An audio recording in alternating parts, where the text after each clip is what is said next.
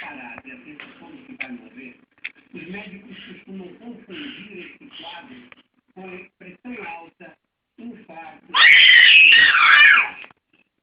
O diagnóstico só é feito muitos anos depois do primeiro ataque de pânico. Essa demora é devastadora. Foi o que aconteceu com o Ladislau, que agora procura conviver melhor com os sintomas. Hoje você então convive com essa síndrome do pânico há 20 anos. E que limitações você tem?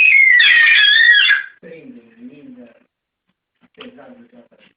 Ambientes grandes, lugares grandes e sem exigência. Você é um jogo de futebol, um cinema, um teatro, é difícil.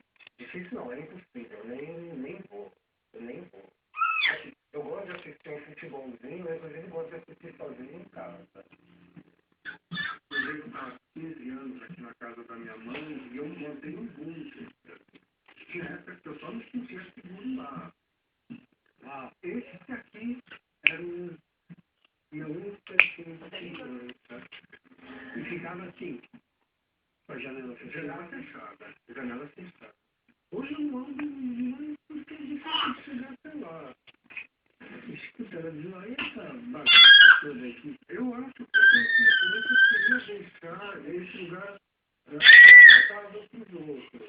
Para que ninguém viesse aqui. Eu acredito que vai chegar um dia que eu vou falar, não, eu preciso me livrar desse passado. A síndrome do pânico não é o único transtorno de ansiedade.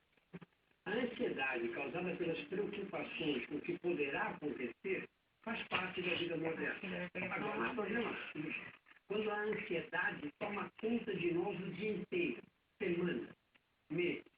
Independentemente de estar tudo bem, a pessoa não consegue se livrar da tensão, do nervosismo. Pode haver insônia, dores musculares, dor de cabeça. Esse estado permanente prejudica o trabalho e as relações pessoais. É o transtorno de ansiedade generalizada, TAG, TAG, o caso de Débora.